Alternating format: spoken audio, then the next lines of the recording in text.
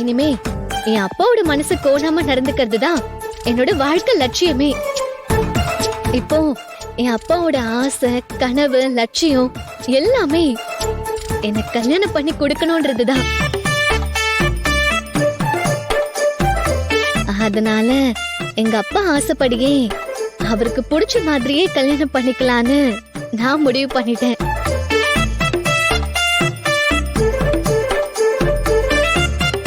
அம்மா, கண்டிப்பா அக்காக்கு பைத்தியம் தான் பிடிச்சிருக்கு.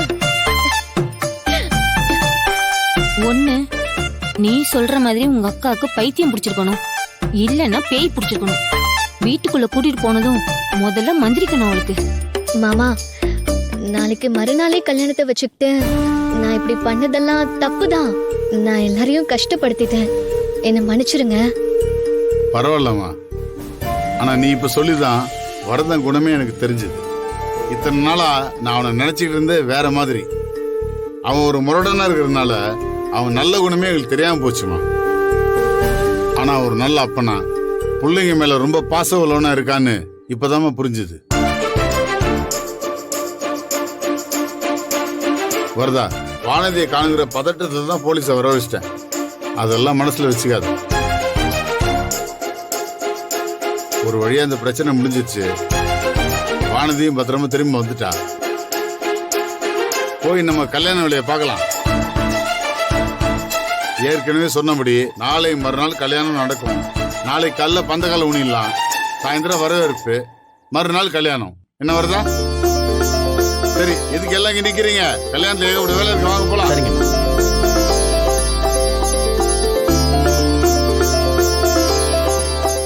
கொன்றுவேன் பாத்துக்கோ உன்ன. அதுக்கு நான் ரெடியா தாமா இருக்கேன். நானே செத்து பொழைச்சு வந்தவ, திரும்ப ஒன்னு அப்படி நடக்குமான்னு எனக்கும் தெரியல. நீ வேணா முயற்சி பண்ணி பாரு. ஏய், ஏண்டி என்ன சாகடிக்கிற? நீ நடந்துக்கிறதெல்லாம் எனக்கு ரொம்ப வித்தியாசமா இருக்கு. அப்படியா? அப்படி என்னமா நான் வித்தியாசமா நடந்துக்கிட்டேன்? ஏய், உங்க அப்பா உன்னை அடிச்சதுனால தானே நீ ஓடி போய் ஆத்துல குதிச்ச. ஆனா இப்ப எல்லாரும் முன்னாடியும் அவர் உன்னை அடிக்கவே இல்லைன்னு சொல்ற. அவர மாதிரி ஒரு அப்பா கிடைக்கிறதுக்கு நான் கொடுத்து வச்சிருக்கணும்னு வேற சொல்ற.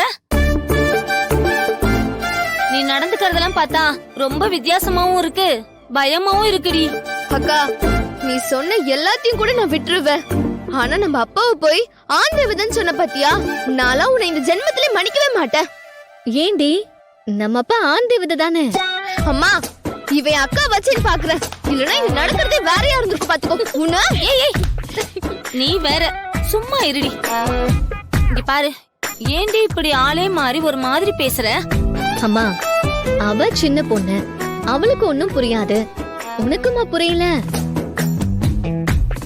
மடியாத மாட்ட அடிச்சும் வழிக்கு கொண்டு வரலாம், ஏமாத்தியும் வழிக்கு கொண்டு வரலாம். நானு அப்பாவை ஏமாத்தி வழிக்கு கொண்டு வர போறேன். ஏமாத்தியா? என்னடி சொல்ற? அருள் மாமாவ எனக்கு கட்டி வைன்னு உன்கிட்ட சொன்னேன். நீ முதல்ல அதுக்கு அருள் மாமாக்கு உன்னை பிடிச்சிருந்தா கட்டி வைக்கிறேன்னு சொல்லிருந்த. அதுக்கப்புறம் என்ன சொன்ன? உங்க அப்பாவுக்கு தெரிஞ்சா பெரிய பிரச்சனை ஆயிடும்னு சொல்லி தானே தட்டி கழிச்சேன். இப்ப அப்பா தானே பிரச்சனை. அந்த ஆண் தேவதைய எப்படி சமாளிச்சு அருள் மாமாவை கட்டிக்கணும்னு எனக்கு நல்லா தெரியுமா. அருள நீ கட்டிக்க போறியா? ஆமா. அப்புறம் எதுக்கு கரிகாலனை கல்யாணம் பண்ணிக்கிறதுக்கு சரின்னு சொன்ன? கல்யாணத்துக்கு நான் சரின்னு சொன்னது அருள் மாமாவை நான் கட்டிக்கதான். என்னடி? நான் சரின்னு சொன்னதானே இந்த கல்யாண வேலையெல்லாம் ஆரம்பிக்கும். ஐயோ, இவ சொல்றது எனக்கு ஒண்ணுமே புரியலையே. ஏய், என்னடி ஆச்சு இவளுக்கு? பைத்தியம் பிடிச்சிருச்சுமா, அதான் இப்படி ஒளறிட்டு இருக்கா. எனக்கும் அப்படிதாண்டி தோணுது. இந்த கல்யாணம் நடக்கவே நடக்காது போல இருக்கு. இந்த கல்யாணம் மட்டும் நடக்கலனா உங்க அப்பே நம்ம எல்லாரையும் கூறு போட்டுருவாரு. அம்மா, அந்த மாதிரி எந்த பயமும் வேண்டாம். நீங்க ரெண்டு பேரும் பயப்படுற மாதிரி எதுவும் நடக்காது. நான் இப்போ ரொம்ப தெளிவாதான் இருக்கேன். இந்த கல்யாணம் நடக்கும். அருள் மாமா தான் என் கழுத்துல தாலி கட்ட போறாரு.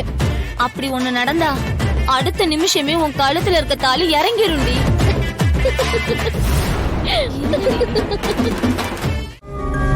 அண்ணே, எனக்கு ஒண்ணுமே புரியலண்ணே. ஒரே குழப்பமா இருக்குண்ணே. என்னடா குழப்பம்? வானதி அண்ணி உன்கிட்ட நீ என் மனசுல இல்ல, நான் உன்னை விரும்பல, என் கையில நிச்சயத்துக்கு மோதிரம் போடாதன்னு சொன்னதுனால தானே நீ மோதிரம் போடலன்னு என்கிட்ட சொன்ன. அப்ப இந்த கல்யாணம் நடக்க கூடாதுன்னு தானே அவங்க நினைக்கணும். ஆனா அவங்களே சபையில வந்து இந்த கல்யாணம் நடக்கும்னு சொல்றாங்க.